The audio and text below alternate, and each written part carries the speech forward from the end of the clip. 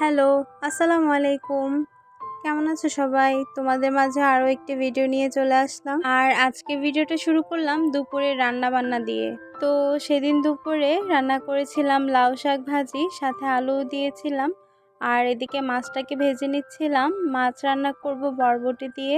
আর বরবটির সাথে তো আলু থাকছেই। আলু এমন একটা জিনিস যে কিনা সবকিছুর সাথেই মানিয়ে যায়। আর আলু হচ্ছে বাঙালির জাতীয় খাবার। যাই হোক, আমাদের বউ শাশুড়ি দুইজনের জন্যই তরকারি রান্না করছি, যার কারণে বেশি কিছু আর করা হয়নি। আবার আমার শাশুড়ি কাঁঠালের বিচির ভর্তাও বানিয়েছিল। তো যাই হোক, রান্না করতে করতে শব্দ পেলাম আমার জ্যাঠা শ্বশুর ভুট্টা ভাঙাচ্ছিল।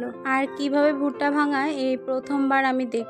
আর অল্প কিছুক্ষণের মধ্যেই ভুট্টা সব ভাঙানো শেষ হয়ে গিয়েছিল। তো গিয়ে দেখি আমার শাশুড়ি কাঁঠালের বিচি ভর্তা বানাচ্ছিল। আর এই ভর্তাটা খেতে অনেক বেশি মজা হয়েছিল। এমনিতেও আমার কাঁঠালের বিচির ভর্তা অনেক প্রিয়। তো দুপুরবেলা সব কাজ শেষ করে বিকেল টাইমে আমরা একটু হাঁটতে গিয়েছিলাম। সব সময় ননদ ভাবিদেরকে নিয়ে এখানে হাঁটতে আসি। আর এই দিকটাতে হাঁটতে আমার বেশ ভালো লাগে। আর এখানে মাছ ধরার জন্য জাল পেতে রেখেছিল। তো যাই হোক, ননদ হাঁটতে আসার সময় ভাবিদের জন্য 2টা আইসক্রিমও নিয়ে এসেছিল। আর আইসক্রিম দেখে বুড়ি দুইজনও ভাগ বসিয়েছে।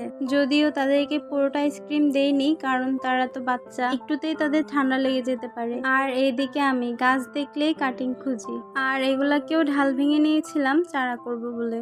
আর এখনো বসানো আছে। আর আপডেট অবশ্যই শেয়ার করব। তো এভাবেই যাচ্ছে আমার গ্রামের দিনগুলো। যাই হোক, আজকে ভিডিওটা এখানেই শেষ করছি। Thanks for watching.